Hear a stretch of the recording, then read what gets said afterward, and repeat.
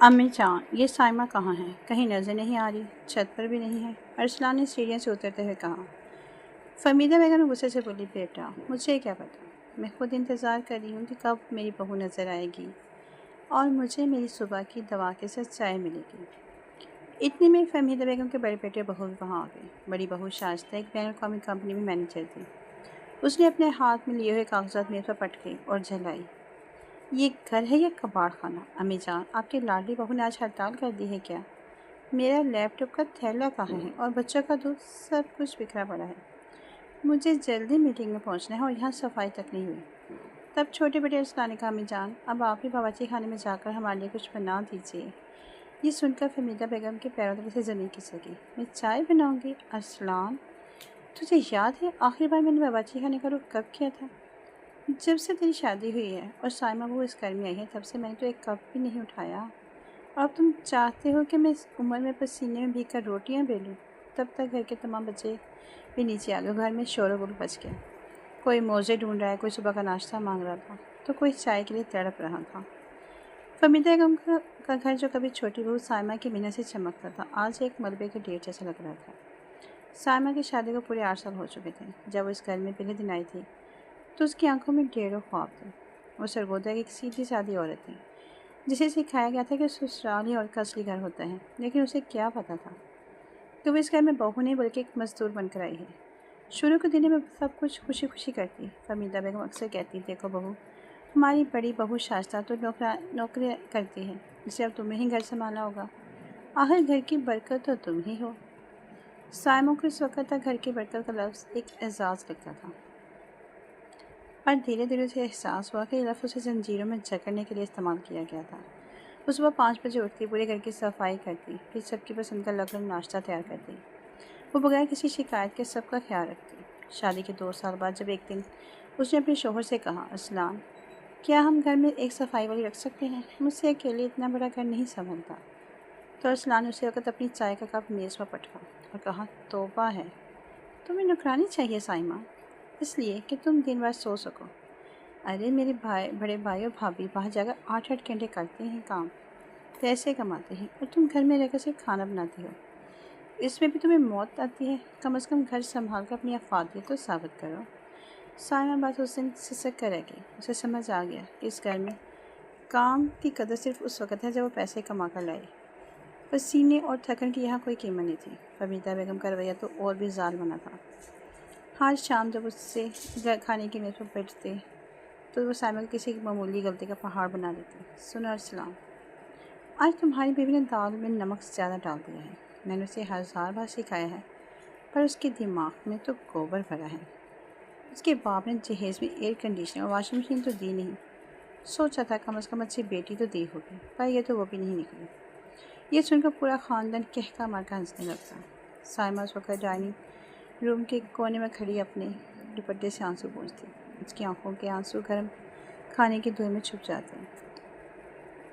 जेठानी आज शाइस्ता अक्सर कहती, साइमा, तुम्हें तो शुक्रगुजार होना चाहिए कि तुम्हें इतने बड़े घर में रहने को मिल रहा है, वरना मेरी बहन का रिश्ता आया था अरसलान के लिए, जो एक सॉफ्टवेयर इंजीनियर थी।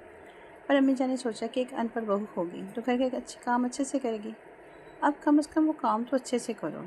जिल्लत का यह एहसास साल ब साल बढ़ता जा रहा था। साइमा का बदन रोता था, लेकिन वो फिर भी खुद को संभाल कर सुबह 5 बजे खड़ी हो जाती। उसे लगता था शायद एक दिन ये ज़रूर लोग समझेंगे कि जिस साफ घर में वो रहते हैं और जिस गर्म खाने के वो मज़े लेते हैं, उसके पीछे उसकी कमर की हड्डी टूट रही है। पर वो दिन कभी नहीं आया। गर्मियों में उनका बावर्ची खाना किसी भट्टी से कम नहीं था, खासकर दोपहर के वक़्त जब बाहर का दर्जा हरारत 45 डिग्री को छू रहा होता। एक दिन समय पर सीने से शराबू चूल्हे के सामने रोटियां बेल रही थी। घर के तमाम मर्द और बड़ी बहू जा चुके थे। घर में कुल 4 बजे थे। जेठानी के बेटे ज़ीशान ने दरवाजे के पास आकर रोना शुरू किया, बड़ी अम्मी, भूख लगी है। तो साइमा ने फ़ौरन अपने हाथ धोए उसे गोद में उठा लिया। अभी देती हूँ बेटा, बस 2 मिनट रुक जाओ। इतने में फमीदा बेगम अपने एयर कंडीशन कमरे से बाहर निकली, बोली, बहू, इसे चुप करवाओ, मेरा सर फट रहा है। फमीदा बेगम की आवाज़ सुनकर ज़ीशान डर के मारे और तेज़ रोने लगा। साइमा ने तपते हुए बावर्ची खाने में खड़े खड़े एक गहरा सांस लिया। अपने आंसू को जो ज़ीशान को बहलाकर कमरे में लेके उसे दूध और बिस्किट दिए, फिर बाकी बच्चों को भी संभाला। लेकिन उस दिन चूल्हे की तपश ने साइमा के अंदर سالوں سے جمی بر کو پگھلا دیا تھا۔ اسے سمجھ آ گیا تھا کہ وہ جتنا جھکے گی یہ لوگ اسے اتنا ہی مزید جھکائیں گے۔ اگلی صبح 5 بجے جب حمیدہ بیگم کی آنکھ کھلی تو پورا گھر گپ اندھیرے میں ڈوبا تھا۔ نہ جھاڑو کی آواز آئی، نہ باورچی خانے سے الائچی کی خوشبو۔ 7 بج چکے تھے۔ ارسلان ہڑبڑا کر اٹھا۔ سائمہ، میرا کوٹ کہاں ہے؟ ناشتہ کیوں نہیں بنا اب تک؟ اس نے سائمہ کو جھنجھوڑا، لیکن سائمہ بستر پر سیدھی لیٹی چھت کو تک رہی تھی۔ اس کا چہرہ بالکل پرسکون تھا، جیسے کوئی طوفان تھم چکا ہو۔ میری طبیعت ٹھیک نہیں ہے ارسلان، آج میں کچن میں نہیں جاؤں گی۔ سائمہ نے پہلی بار بغیر کسی خوف کے دھیمی مگر مضبوط آواز میں کہا۔ کیا مطلب طبیعت ٹھیک نہیں ہے؟ ارسلان چلایا۔ ادھر شائستہ بھابی کی میٹنگ ہے، بھائی کو آفس جانا ہے، امی کی دوا کا وقت ہو رہا ہے اور تم یہاں نخرے کر رہی ہو۔ سائمہ خاموش رہی، اٹھ کر لاؤنج میں آ گئی جہاں فہمیدہ بیگم، شائستہ اور ارسلان کے بڑے بھائی پہلے ہی غصے میں بیٹھے تھے۔ آ گئی مہارانی؟ فہمیدہ بیگم نے طنز کا تیر چلایا۔ آج سورج کہاں سے نکلا ہے؟ ڈرامے بند کرو، جا کر چائے بناؤ۔ شائستہ نے گھڑی دیکھتے ہوئے کہا۔ سائمہ، تمہاری اس لاپرواہی کی وجہ سے میرے کیریئر کا کتنا نقصان ہو رہا ہے تمہیں اندازہ بھی ہے؟ سائمہ نے سب کی طرف دیکھا۔ 8 سالوں میں پہلی بار اس نے اپنی نظریں جھکانے کی بجائے اس کی آنکھوں میں آنکھیں ڈالیں۔ اس نے میز پر ایک بڑا سا لفافہ رکھ دیا۔ یہ کیا ہے؟ ارسلان نے غصے سے لفافہ کھولا۔